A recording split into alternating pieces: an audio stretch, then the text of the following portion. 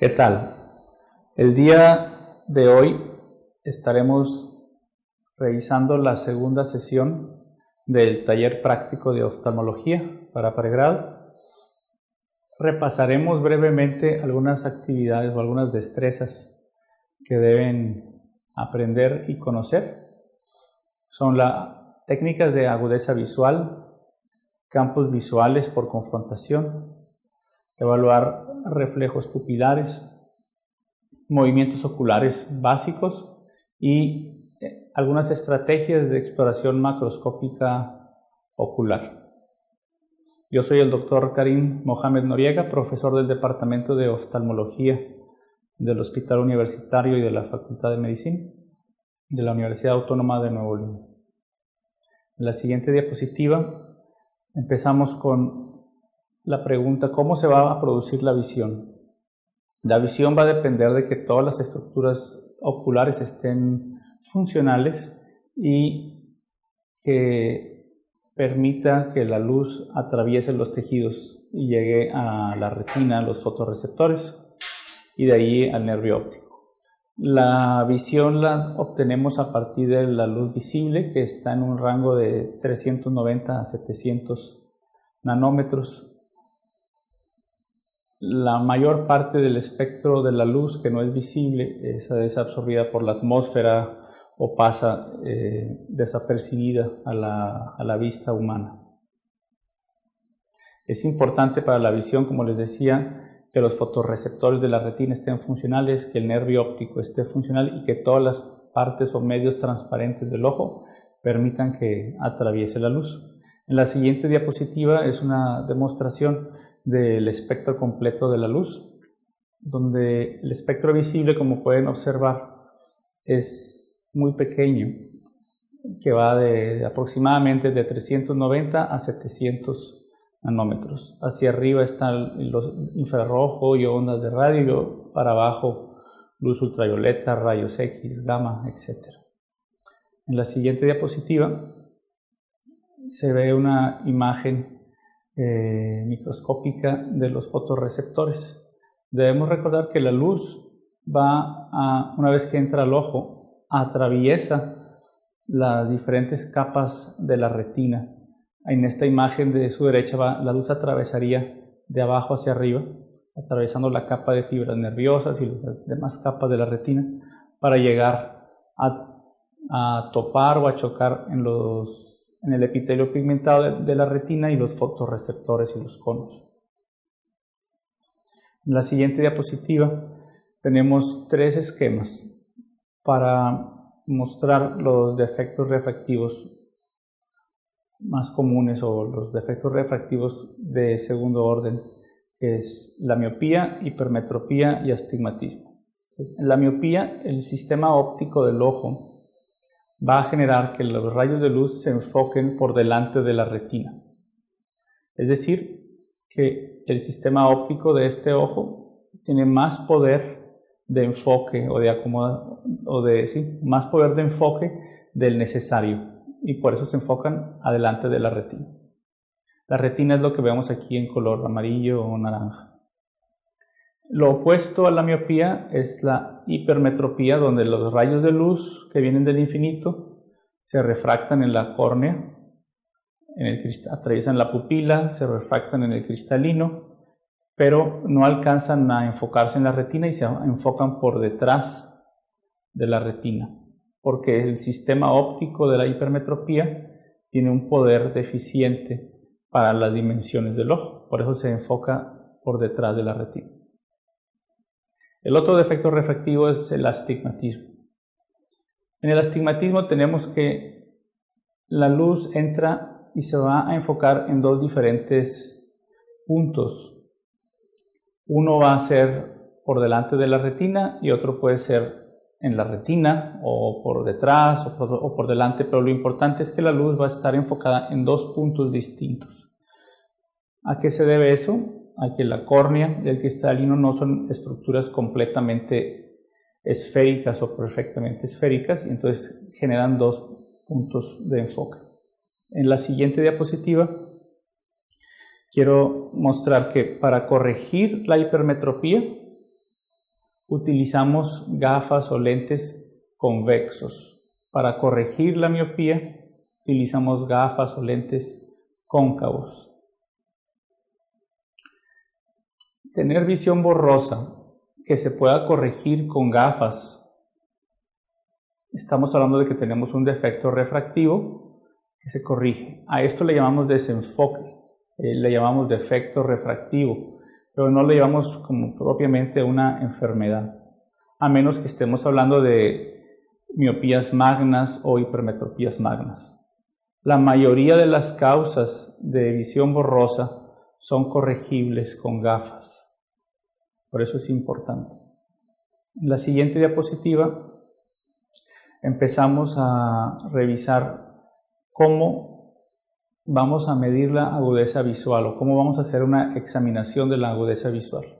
Primero tenemos que aclarar que la correcta evaluación de la agudeza visual se debe de hacer de forma monocular, o sea, un ojo a la vez. También se puede hacer binocular, pero primero es indispensable hacer una evaluación de un ojo a la vez. Las visiones o la agudeza visual lejana la hacemos a 6 metros de distancia y la agudeza visual cercana la hacemos a 33 centímetros de distancia, es decir, una distancia de lectura. Vamos a tomar la agudeza visual sin corrección, o sea, sin correctores, como en esta imagen, donde utilizamos este dispositivo para ocluir un ojo y que se pueda tomar la visión con el otro. Si el paciente tiene gafas, hacemos una prueba de agudeza visual con sus gafas, como en esta otra imagen, utilizando el mismo dispositivo para ocluir un ojo. Y tenemos cartillas para tomar la agudeza visual de lejos y la agudeza visual de cerca. En la siguiente diapositiva les voy a mostrar que, aparte de tomar la agudeza visual, como ya comentamos, debemos utilizar una herramienta que se llama agujero estenopeico. Es esta fotografía de arriba a la derecha. El agujero estenopeico es un dispositivo o un sistema donde la luz va a entrar a través de un pequeño agujero o múltiples agujeros, como en la imagen, de tal forma que la luz va a poder estar llegando al ojo enfocada sin necesidad de una graduación o refracción. En la imagen de abajo estamos observando una evaluación de agudeza visual con foróptero. El foróptero es el aparato que nos permite hacer una refracción utilizando múltiples lentes en este mismo aparato para poder conocer cuál es el defecto refractivo del paciente, y después de aquí, que ya definimos cuál es el defecto refractivo, nos vamos a pasar a hacer una prueba de lentes con armazones para verificar que la graduación que el paciente eligió en la prueba con el foróptero sea la que más le conviene para ver bien. En la siguiente diapositiva les muestro un esquema que nos permite entender cómo el agujero estenopeico permite que la luz entre enfocada directo a la retina. Si no tuviéramos un agujero estenopeico, la luz va a entrar, va a atravesar la córnea, atraviesa la pupila y el cristalino. De esa manera la luz va a llegar enfocada a diferentes puntos. En este esquema es un esquema de un ojo con miopía. Entonces la luz está enfocada aquí donde estoy señalando. Si por el contrario cerráramos la pupila o utilizamos un agujero estenopeico, la luz ya no estaría atravesando por un espectro tan grande o por un diámetro tan grande como el de la pupila, sino estaría pasando por un diámetro pequeño como de 1 milímetro o menos de 1 milímetro. La luz, cuando pasa por el centro de la córnea o un agujero pequeño, pasa directo, pasa derecho y no necesita refractarse, y llega directo o llegaría directo hacia la retina. Entonces, importante entender, el agujero estenopeico nos permite conocer el potencial visual de un ojo sin necesidad de utilizar una refracción o unas gafas, Y si la visión borrosa en la agudeza visual sin correctores se mejora al hacer la agudeza visual con agujero esternopeico, debemos entender que este paciente tiene un defecto refractivo que al corregírselo va a mejorarse. En la siguiente diapositiva muestro una de las múltiples cartillas de agudeza visual con el único objetivo de recordar que entre mejor sea la agudeza visual, o sea, entre más pequeños sean los objetos que se identifican, la visión va a ir cambiando. La clasificación típica de la visión, que es por clasificación de Snellen, va a ir disminuyendo la fracción. Entonces, una visión 20-20 quiere decir que el paciente ve al 100%, y son este tipo de imágenes a 6 metros, por ejemplo. Si el paciente ve 20-100 o 20-200, entre más grande sea el denominador, más baja será la visión. La siguiente diapositiva les muestro diferentes cartillas. Todas las cartillas las podemos trasladar o traducir al sistema de Snellen, que es el más comúnmente utilizado en las evaluaciones oftalmológicas clínicas que no son de investigación. Entonces tenemos alternativas para niños, para iletrados, para personas que sí leen, para la visión cercana, etc. En la siguiente diapositiva les voy a mostrar una lámpara de hendidura. La lámpara de hendidura nos sirve como oftalmólogos para examinar el ojo en la práctica diaria. Nos da magnificación y nos permite evaluar en tercera dimensión las diferentes estructuras intraoculares. No es una herramienta que se utilice por el médico no oftalmólogo, por lo tanto no vamos a entrar en detalles sobre su utilización. En la siguiente diapositiva, ahora podemos comparar una evaluación con la lámpara de hendidura, donde se puede observar la córnea como en la imagen de abajo a la derecha. La córnea viene siendo esta que se ve aquí iluminada en blanco o en gris. La luz que choca en el iris nos genera, al unirla a la córnea, un espacio, y este espacio es la cámara anterior, que está llena de humor acuoso. Y así vamos empezando a repasar la anatomía. El iris en el centro tiene un hueco que se llama pupila, y esta va a ser móvil. Lo que separa la córnea de la esclera y la conjuntiva la llamamos limbo. Como médico no oftalmólogo no habrá acceso a una lámpara de hendidura, pero habrá acceso a una lámpara de reflejos, o incluso podrían utilizar la luz de su celular.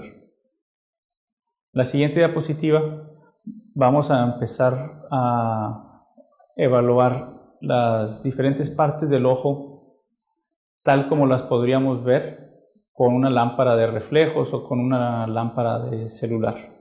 Empezamos en la siguiente diapositiva analizando los párpados. Entonces tenemos el párpado superior, que tiene varios pliegues, sus pestañas, las cejas, el canto interno y el canto externo. En las pestañas es común encontrar detritus o depósitos de escamas, que son partículas inflamatorias que se deben de indicar al paciente que la retire con lavado. En la siguiente diapositiva sería la imagen de un paciente con el ojo abierto en posición primaria. De nuevo tenemos párpado superior, párpado inferior, canto externo o la parte lateral, canto interno, parte medial o nasal. En la parte nasal o medial tenemos un pedazo un poco carnoso que le llamamos carúncula, luego otra parte lateral que le llamamos pliegue semilunar. Importante reconocer y recordar estas dos estructuras para no pensar que son objetos extraños. La esclera blanca va a estar cubierta de conjuntiva translúcida. Por lo tanto, La conjuntiva que está sobre la esclera le llamamos conjuntiva vulvar.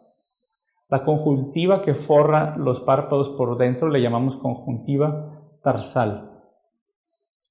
La córnea es transparente y si se mantiene así, vamos a ver el iris y la pupila en el centro.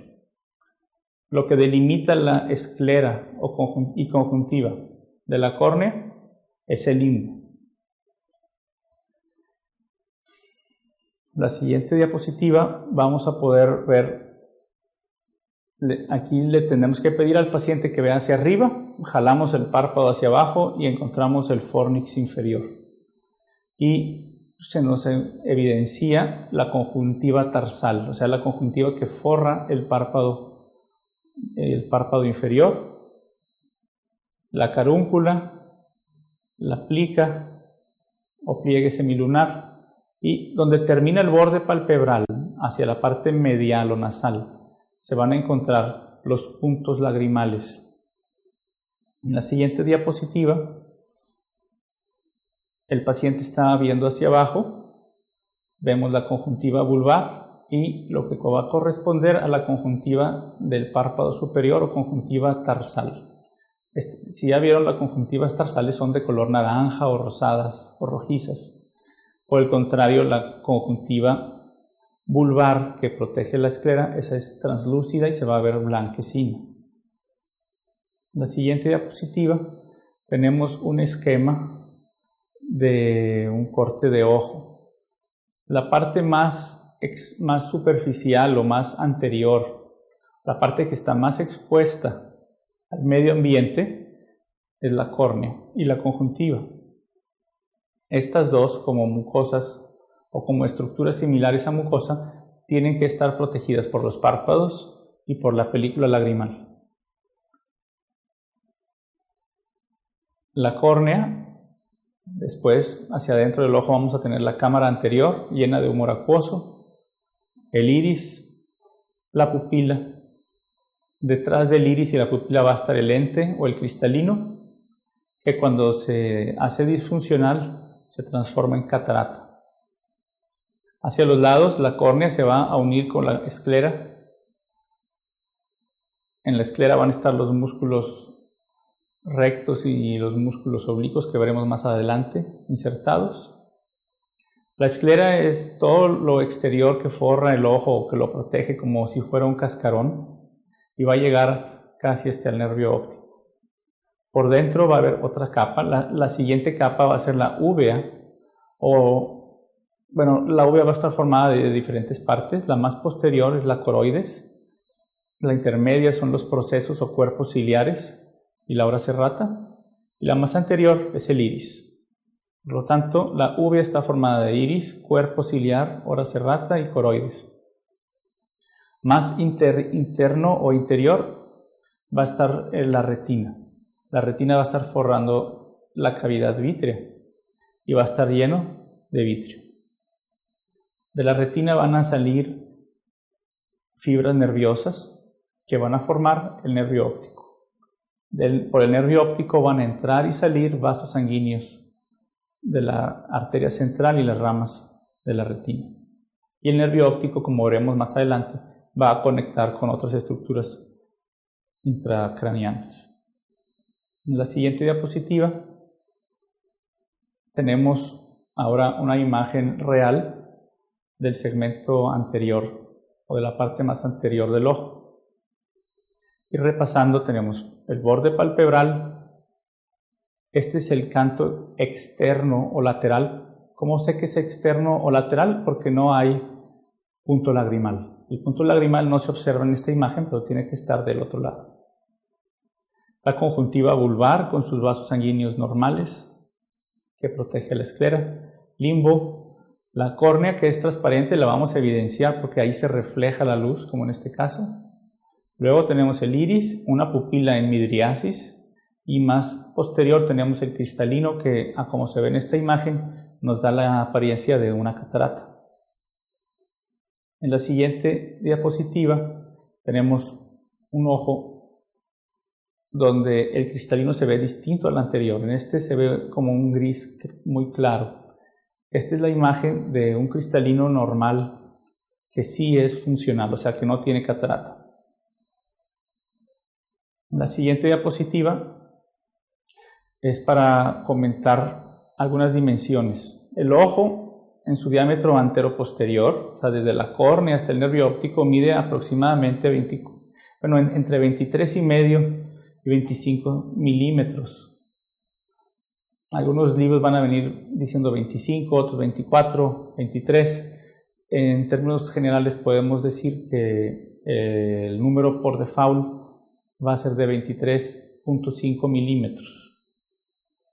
El ojo no es una estructura perfecta desde el punto de vista óptico, es una estructura aberrada, imperfecta y asférica, pero así como está diseñada, así funciona de forma correcta.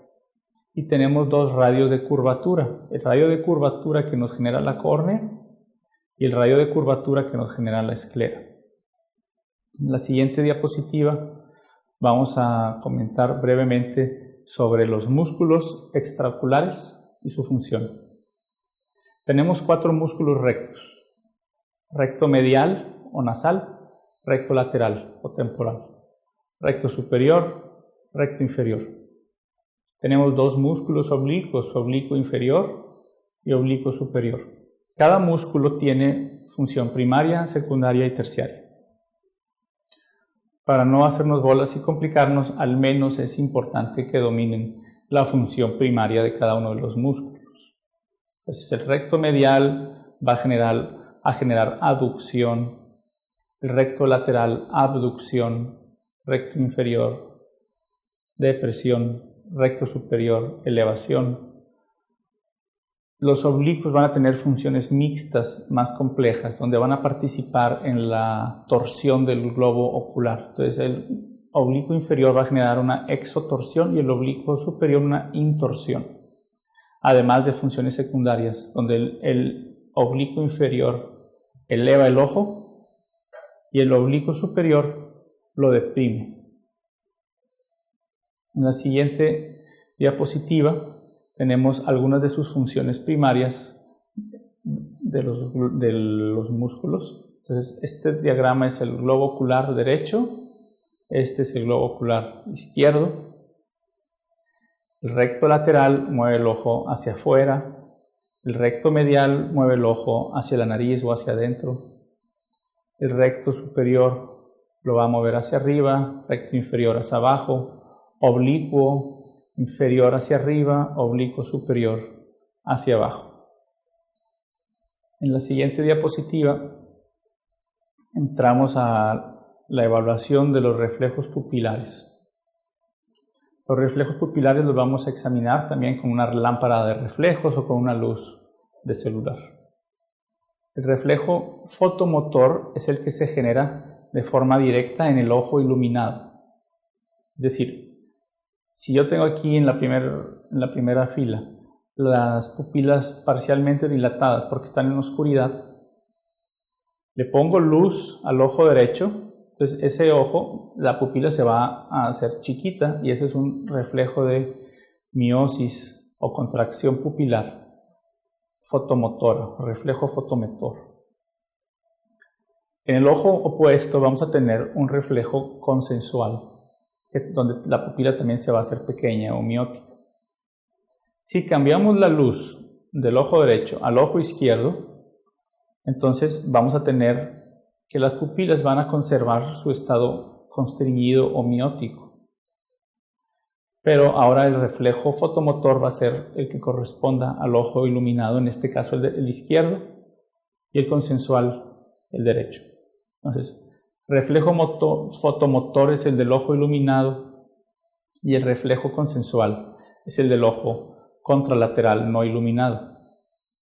Los reflejos pupilares normales, si iluminamos una pupila, la otra también se tiene que constreñir, o sea, las dos.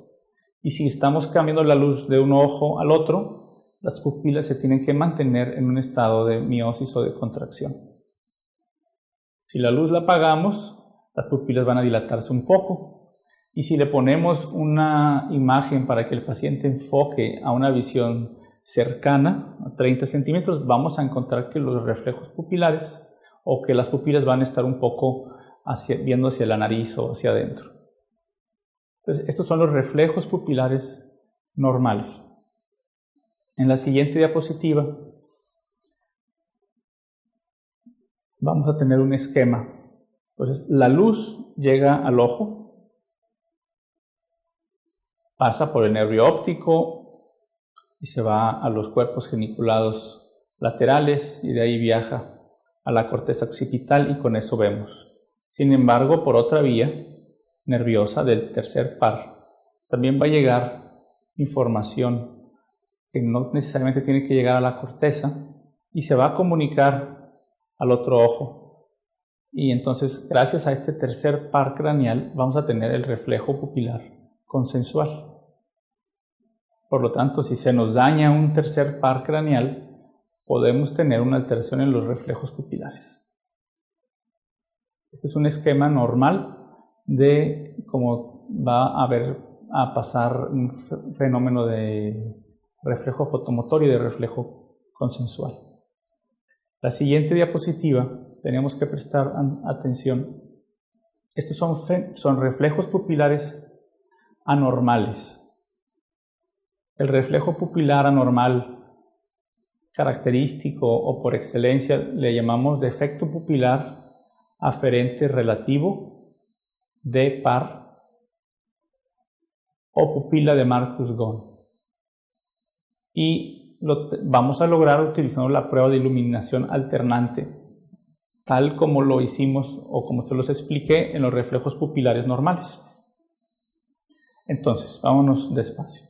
Si ponemos la luz en este ojo, la pupila se hace pequeña y la luz viaja y llega al cerebro a través del nervio óptico y la vía óptica.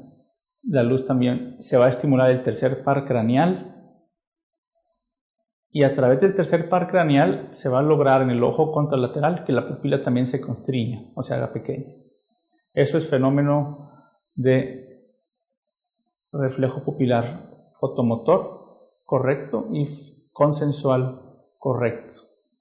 A pesar de que este ojo no tiene visión porque está alterado o dañado el nervio óptico. Sin embargo, por función del tercer par craneal tenemos el reflejo consensual.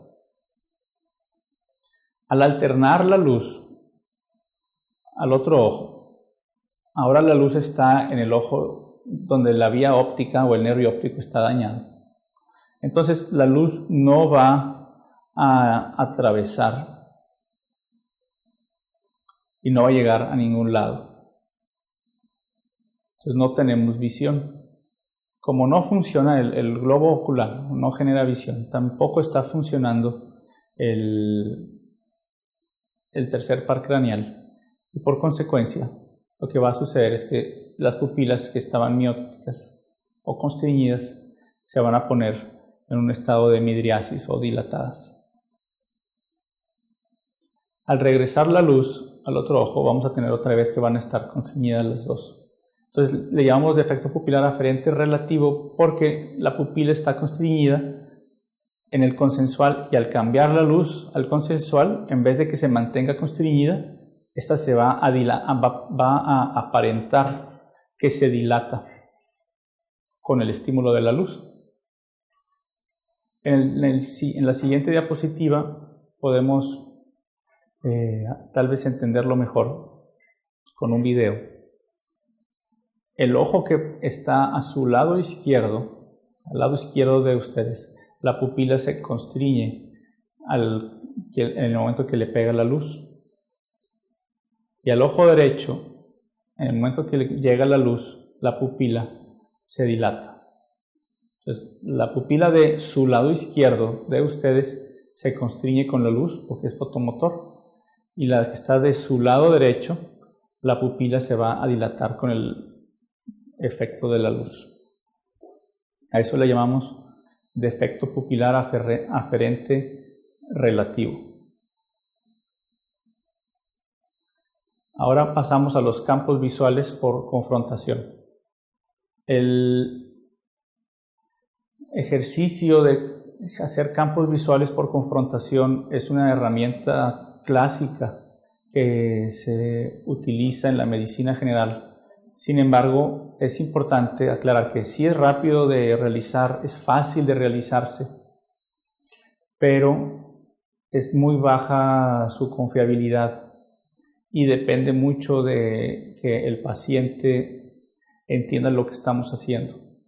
Sí nos puede ayudar para detectar alteraciones grandes en el campo visual, pero no nos puede ayudar y no va a sustituir la campimetría o la perimetría que utilizamos en pacientes con enfermedades del nervio óptico. Por lo tanto, sí es útil, pero de ninguna manera va a sustituir los campos visuales o la campimetría o perimetría visual. ¿Cómo funciona lo de los campos visuales de confrontación? El paciente se tapa un ojo con su mano, el examinador se tapa un ojo con su mano y los dos se concentran en ver un objeto, en este caso la mano del examinador. Y el examinador debe de mover la mano para un lado, hacia el otro, hacia arriba y hacia abajo, tratando de identificar cuál cuadrante de la visión es el que está alterado. Entonces, por lo tanto, se darán cuenta que solamente se van a detectar alteraciones bastante importantes. La siguiente diapositiva les explico. Tiene que estar el paciente cara a cara. La examinación se hace aproximadamente a 60-70 centímetros del paciente para tener espacio de colocar la mano enfrente. Le debemos pedir al paciente que vea de frente a nosotros, o sea, a nuestra nariz, la forma más fácil de decirlo, y ocluimos un ojo. Ojo y ojo. Entonces, ojo izquierdo del paciente es el que está funcionando y ojo derecho del paciente, del examinador, perdón, es el que está funcionando. En la siguiente diapositiva explicamos que tenemos que acercar los objetos desde cada uno de los cuadrantes, es decir, estiramos nuestra mano hacia el extremo más lateral o más temporal donde lo podamos ver y luego lo vamos acercando poco a poco hacia el centro, hasta llegar a los 30 grados. Cuando estamos en el centro podemos cambiar de una imagen de dedo a múltiples dedos y pedirle que nos cuente los dedos que ve. En la siguiente diapositiva mostramos un ejemplo de campimetría o perimetría automatizada y aquí una campimetría o perimetría manual.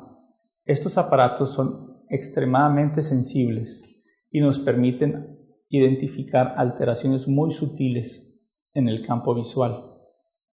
Por eso es importante entender que el campo visual de confrontación, aunque sí es sutil, no puede reemplazar esto y solamente va a detectar alteraciones muy evidentes como las que encontramos en el defecto visual tipo 1, donde no se ve nada en un ojo, defecto visual tipo 2, donde tenemos una hemianopsia bitemporal o donde están afectadas las dos mitades del lado derecho, y en algunos casos también nos permite identificar ciertas cuadrantanopsias. En la siguiente diapositiva les pongo ejemplos de las alteraciones en el campo visual que se generan en el glaucoma para poder comprender cómo estas pequeñas alteraciones, que si bien son muy significativas y son datos típicos de glaucoma, pueden pasar desapercibidas en una evaluación de campo visual por confrontación, porque el resto del campo visual está relativamente normal. En la siguiente diapositiva, otro ejemplo de nervios ópticos con glaucoma y los reportes de las evaluaciones campimétricas o perimétricas. En el extremo derecho es un ojo normal. Aquí tenemos una lesión en la parte inferior, donde están los puntos negros. Aquí tenemos una lesión casi total del campo visual central. En la siguiente diapositiva les comento que aparte de esta clase o sesión en video que ya pudieron presenciar, les voy a recomendar que revisen los videos complementarios que están disponibles en la plataforma Uno para repasar los reflejos pupilares y otro para que puedan ver cómo se hace el ejercicio de una refracción. La siguiente diapositiva es para agradecerles por su tiempo y espero que les haya sido de mucha utilidad. Gracias.